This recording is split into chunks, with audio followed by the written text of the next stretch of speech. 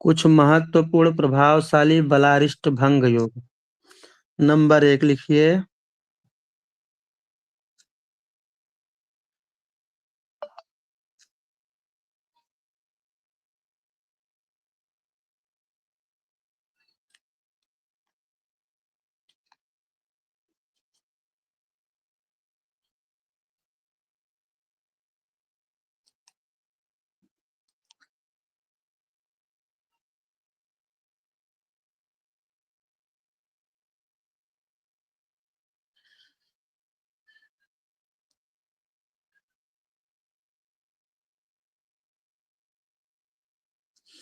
Number 1 में लिखिए, कृष्ण पक्ष में दिन में तथा शुक्ल पक्ष में रात्रि में जन्म हो।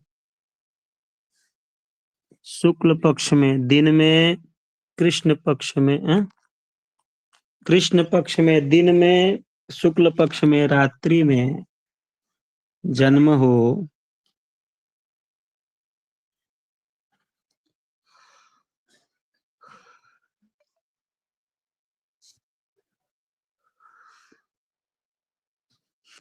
और चंद्रमा छठे या 8वें स्थान में हो तो बलारिष्ट भंग योग होता है।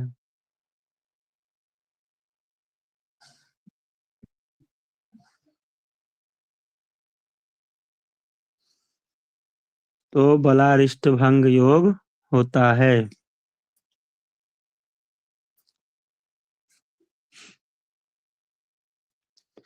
देखिए, अष्टम का चंद्रमा को और सूर्य को कहा गया है, अष्टम का दोष नहीं लगता है ना। तो ये बलारिष्ट योग को भंग भी कर रहे हैं अगर 8वें भाव में है। लेकिन कंडीशन क्या है?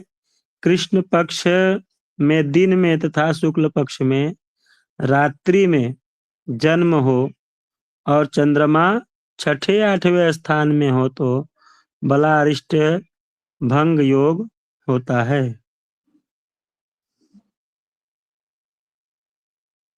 नंबर 2 लिखिए।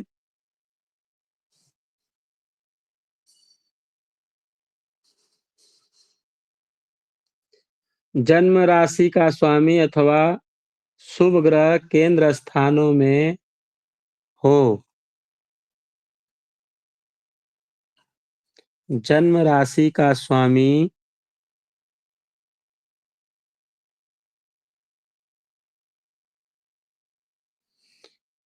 शुभ ग्रह स्वामी अथवा शुभ ग्रह केंद्र स्थान में हो। नंबर 3 लिखिए। बलवान चंद्रमा सभी बलारिष्ट योगों का नाश करता है। बलवान चंद्रमा सभी बलारिष्ट योगों का नाश करता है।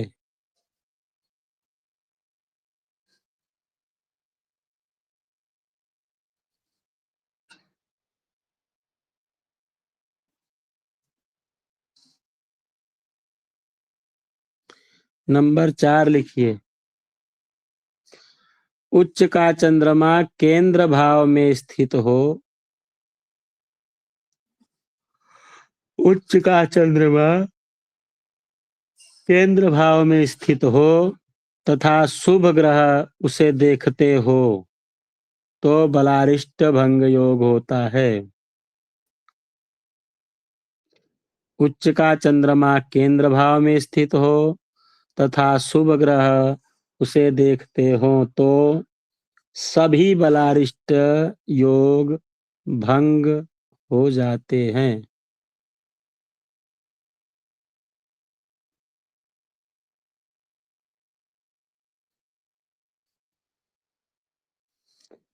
नंबर 5 लिखिए।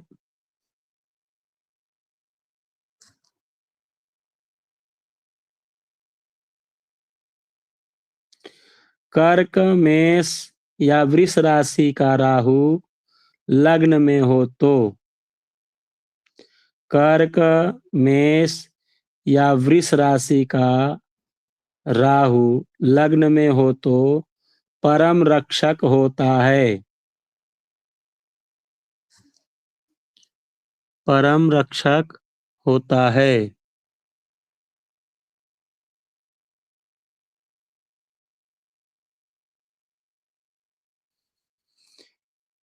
नंबर 6 लिखिए, लग्न व चंद्रमा पर शुभ ग्रहों की दृष्टि हो। लग्न व चंद्रमा पर शुभ ग्रहों की दृष्टि हो।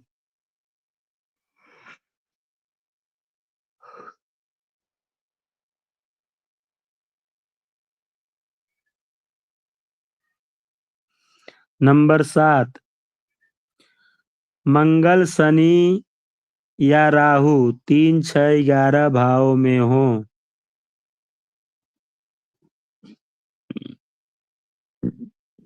मंगल, शनि या राहु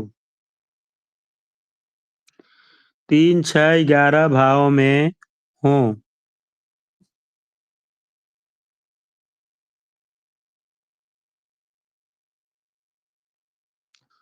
नंबर 8 लिखिए,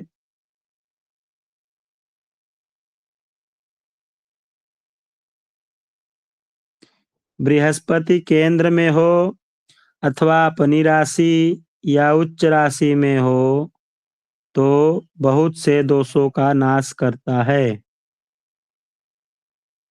बृहस्पति केंद्र में हो अथवा अपनी राशि या उच्च राशि में हो तो बहुत से दोषों का नाश करता है।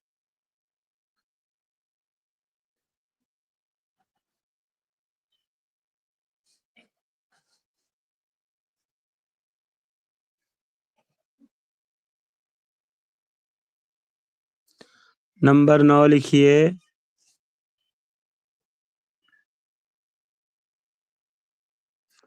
सभी ग्रह मित्र ग्रहों की राशि में हो। सभी ग्रह मित्र ग्रहों की राशि में हों।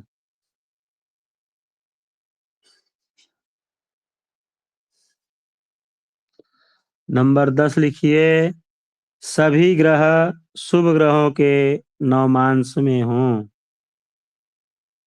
सभी ग्रह शुभ ग्रहों के नवमांश में हों।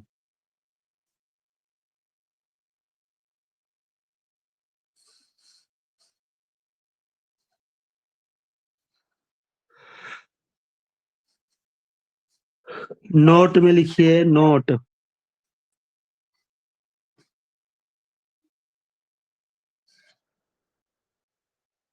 बलारिष्ट योगों के बाद सबसे ज्यादा महत्वपूर्ण होता है सूर्य योगों व चंद्र योगों का विचार करना।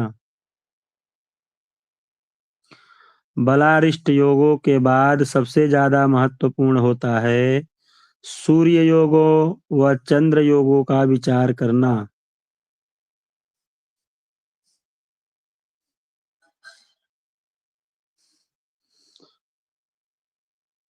तो आइए हम सभी इन्हीं योगों के बारे में जानते हैं। तो आइए हम इन्हीं योगों के बारे में जानते हैं। दूसरी लाइन से लिखिए, किसी जातक के व्यक्तित्व को समझने के लिए हमें किसी जातक के व्यक्तित्व को समझने के लिए हमें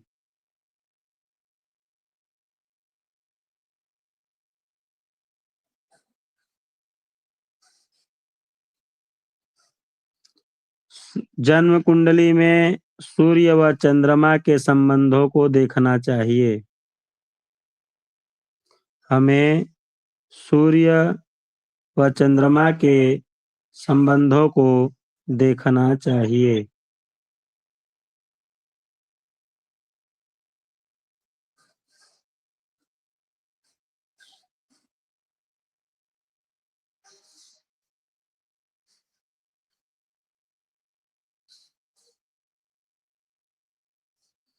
इसके लिए कुछ निम्न सूत्र हैं इसके लिए कुछ निम्नलिखित सूत्र हैं जो आपकी जानकारी के लिए पर्याप्त सहायक होंगे।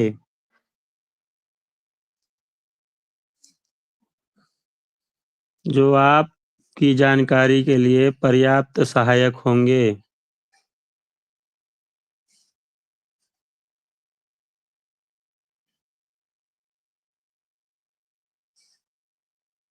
ये सूत्र जातक के प्रति समाज के व्यावहारिक दृष्टिकोण के सापेक्ष समझने चाहिए। ये सब सूत्र जातक के प्रति समाज के व्यावहारिक दृष्टिकोण को सापेक्ष समझने चाहिए।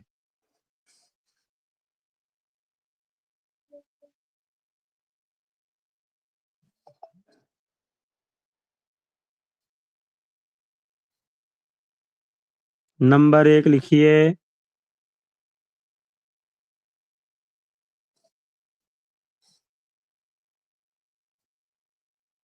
यदि सूर्य भाव से चंद्रमा केंद्र भाव में यदि सूर्य भाव से चंद्रमा केंद्र भाव में हो तो जातक की धन वृद्धि और निपुणता में कमी रहती है।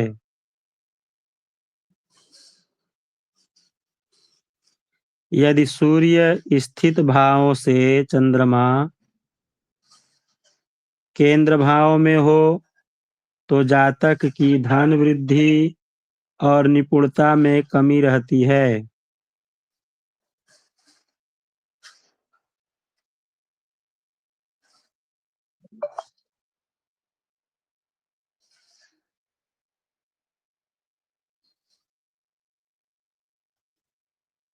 नंबर 2 लिखिए। यदि सूर्य स्थित भाव से चंद्रमा पड़फर पड़फर भाव कौन कौन से हैं आप लोगों को मालूम है? किन किन भावों को पड़फर बोलते हैं? किसी को मालूम है हैंड राइज करिए। नहीं मालूम है क्या? चलिए बहुत अच्छा।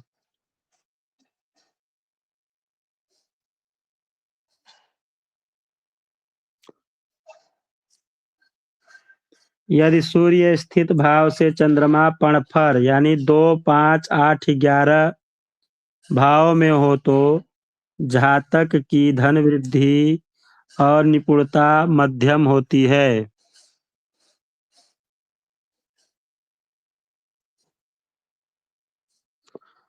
पड़फर यानी 2, 5, 8, 11 भाव में हो तो जातक की धन वृद्धि और निपुणता मध्यम होती है।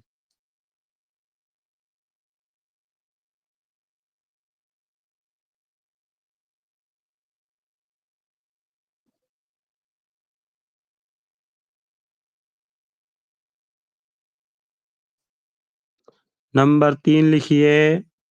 यदि सूर्य स्थित भाव से चंद्रमा आपोक्लेम भाव कौन कौन सा होता है? लिखिए। यदि सूर्य स्थित भाव से चंद्रमा आपोक्लेम 3, 6, 9, 12 भाव में हो तो 3, 6, 9, 12 भाव में हो तो जातक की धन वृद्धि, धन, बुद्धि और निपुणता उत्तम स्तर की होती है।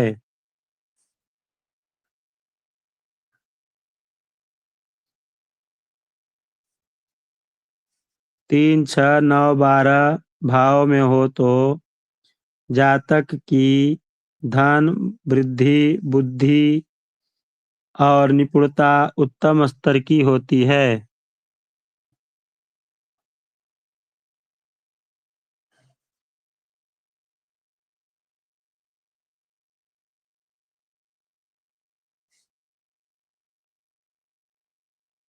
नंबर 4 लिखिए,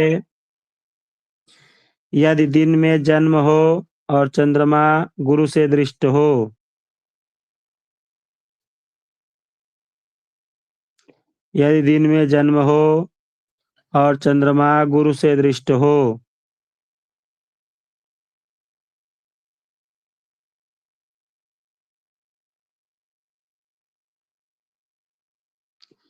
चंद्रमा गुरु से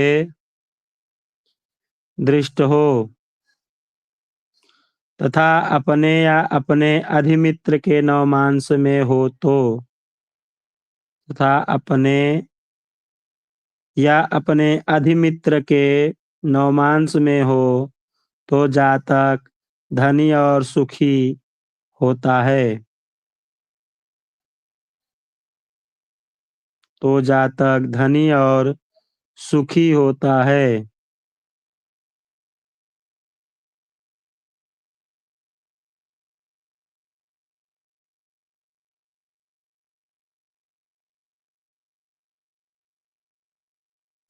नंबर 5,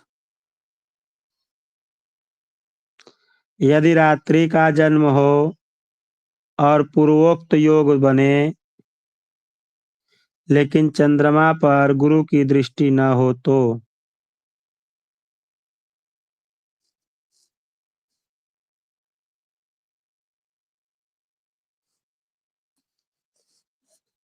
यदि रात्रि का जन्म हो और पूर्वोक्त योग बने लेकिन चंद्रमा पर गुरु की दृष्टि न हो तो जातक निर्धन होता है।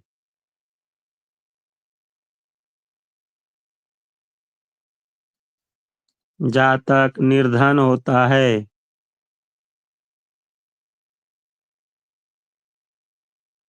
अगला नंबर लिखिए, यदि रात्रि का जन्म हो और चंद्रमा अपने अधिमित्रांश में होकर शुक्र से देखा जाता हो। यदि रात्रि का जन्म हो और चंद्रमा अपने मित्र अधिमित्रांश में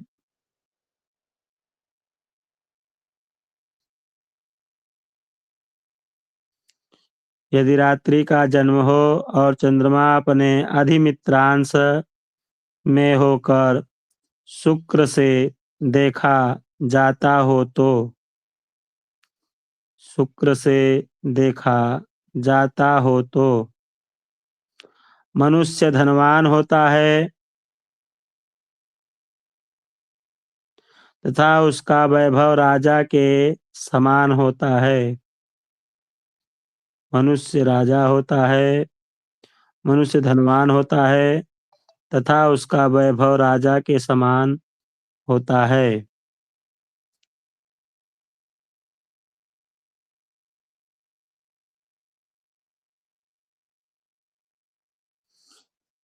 अगला नंबर लिखिए, यदि दिन में जन्म हो और पूर्वोक्त योग बने। यदि दिन में जन्म हो और पूर्वोक्त योग बने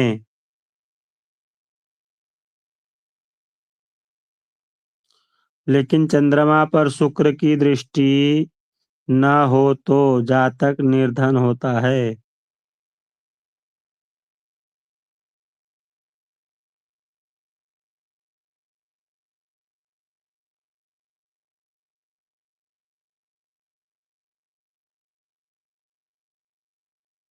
हो गया। चलिए, अब आप लोग लिख लीजिए सूर्य योग।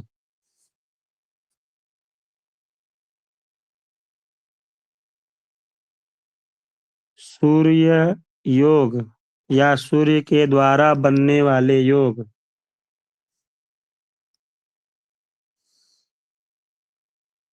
रीमा जी रिकॉर्डिंग बंद कर दीजिए, इसको कल लिखा है।